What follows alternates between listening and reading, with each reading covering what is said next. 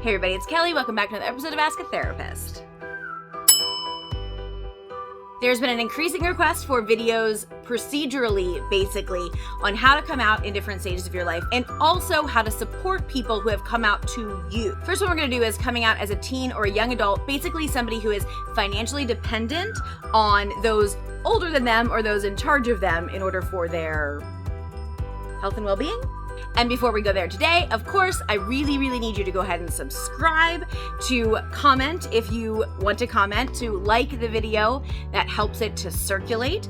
Also to share it to anybody you think might really need to hear this information or that might be able to use it in their lives. All right, let's begin with the basic definition of coming out. Coming out has become a couple different things over the years. Specifically in this video for teens, I want to address it as acceptance of who you are internally and then sharing who you are externally to your support systems. So the first step is figuring out who you are internally. Understand, you do not have to tell anybody who you are if you don't want to. You also don't have to decide who you are right now in your life. I say that because I hear from a lot of people, I'm not ready to tell them because I'm not sure yet, or what if I change my mind, or I'm not sure if this person is safe. All of those are very legitimate. They're also not things that should have to stop you from telling the truth about who you are. I am working towards a world where no one has to come out, or technically, I guess everybody has to come out, where we are all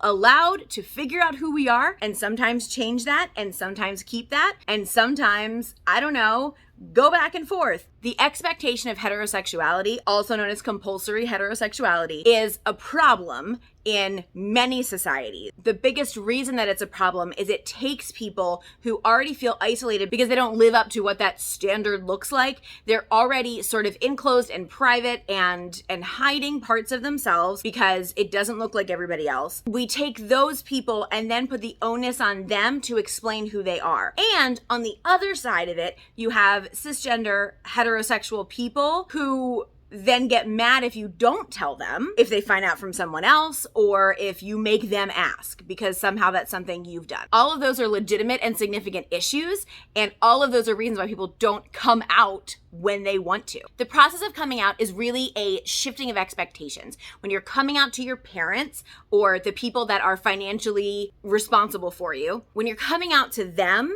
there is a shift of expectation that is assumed. I love that across the board, coming out stories are getting more and more positive publicly. I also think that a lot of people who have had really positive coming out stories are not aware of how negatively it can go. And for a long time, all we saw in the media was super negative ones. Kids getting kicked out of the house, people being fired from jobs. All the things that could happen that were terrible are happening to people who are telling the truth about who they are. So I both appreciate and understand the push towards positive stories. But I also feel like it is short-sighted of us to not address the fact that some people have very real and very valid concerns about their safety, about their security, about their ability to provide for themselves in the meantime of when they tell somebody who they are and that person does not accept it, and when they're able to stand on their own 2 feet. So the act of coming out becomes acceptance of yourself and the decision to share who you are with other people. Until you've accepted it for yourself, you're less likely to tell anybody else because you have to accept it and embrace it and understand that it's valuable for you in order to give yourself that extra push to tell people that might not receive it as well. It's also important that you understand that coming out is brave, so is not coming out. Sometimes it is actually legitimately safer not to. Sometimes you want to hold on to that ability to tell somebody who you are because that gives you control in a situation that you may not feel in control of. All of those things are brave because it's owning what you need. I think there's this genuine push from specifically more well-known queer people saying it's going to be okay, it's going to be better than they thought you were, living authentically is great, and all of those are true. You can still be okay even if no one in your current life accepts it. But I feel like the push is, again, short-sighted without giving people the tools and opportunity to really decide for themselves what might be their best option. There's also the fact of your rights. You have the right to tell who you want to tell and not tell who you don't want to tell. In a world that is pushing something on you that is not who you are, it is even more important for you to embrace your process and your rights in the process. You have the right to be honest.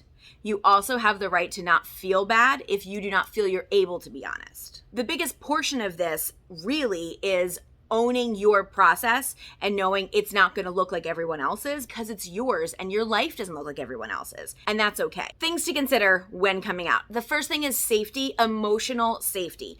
It is important that you give some thought to, if I own who I am and share it with this person, whoever that person is you're considering telling, it always feels like there's a risk, but sometimes that risk comes from inside of us, because even if we are convinced that someone would completely accept everything about us, no matter what it was, when we tell them, when we speak the words out loud and own who we are, then it's more real. So sometimes the concern about emotional safety is actually coming from our misunderstanding of what makes something real, what makes something not. Not telling people doesn't make you less gay. Not telling people doesn't make you not trans. Not telling people just means you haven't told anybody yet. It doesn't change who you are, which can also be empowering. The other aspect of safety is physical safety. If there is concern whether or not there will be lack of physical safety, there are steps that you need to take and there are questions you need to ask yourself. And by that I mean,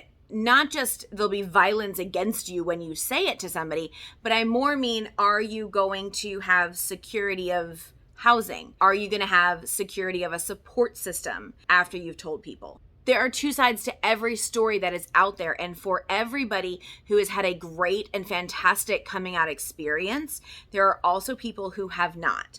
And I don't know your situation.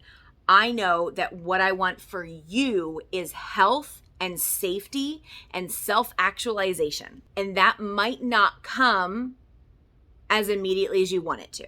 Because of that, I have some suggestions on a process. If you are a teen or young adult, I would suggest that you find someone who is an adult. In a perfect world, it would be your parents or a close aunt or a grandparent, somebody who has known you and can help you to validate who you are, that last piece of, is this really who I am? They can kind of help you put that piece into place, and then they can help you tell the other people in your life that you're not sure how they're going to react. That's an ideal situation. If it's not someone in your family or an adult in your emotional orbit, maybe a school counselor, maybe a therapist, whoever it is that you can speak those words to that is not a peer, can help you to decide how to do it. Can. But you know what? If you're more comfortable telling your peers first, then tell your peers first. Because again, the power in this process needs to lie with you.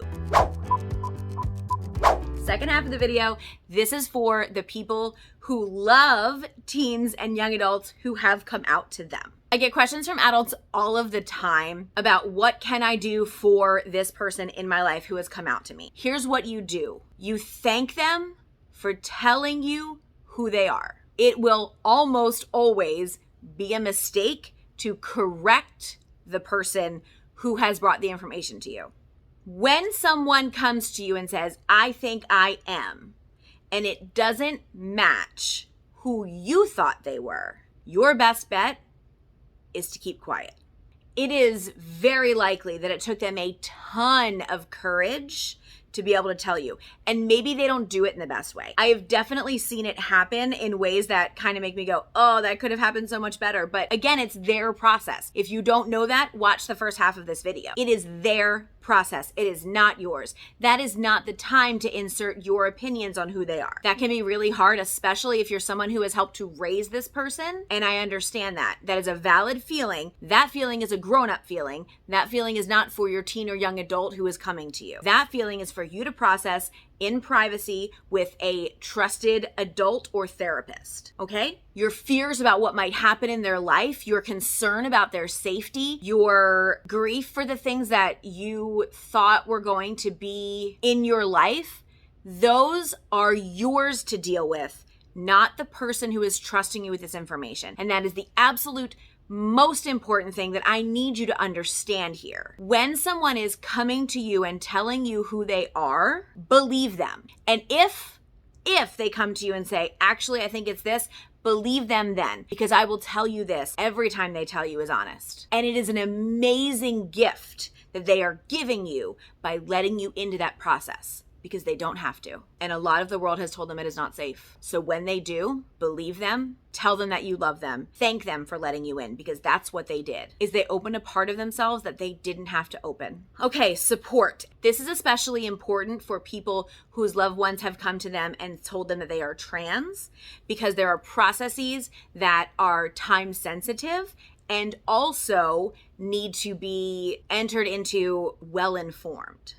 If you have someone who would like to begin transition, having those conversations, educating yourselves, speaking with a doctor about what the options are is the best thing to do. I fully support parents joining other parent support groups, getting other opinions from parents of kids who are trans. Great. Definitely do that. That does not replace the direction of a doctor. That does not replace the direction of a mental health professional who can help you to deal with some of the things that you are dealing with. It is a lot. We live in a world that has convinced all of us that when a child is born and a doctor says this is what they are, that is written in stone. It is not.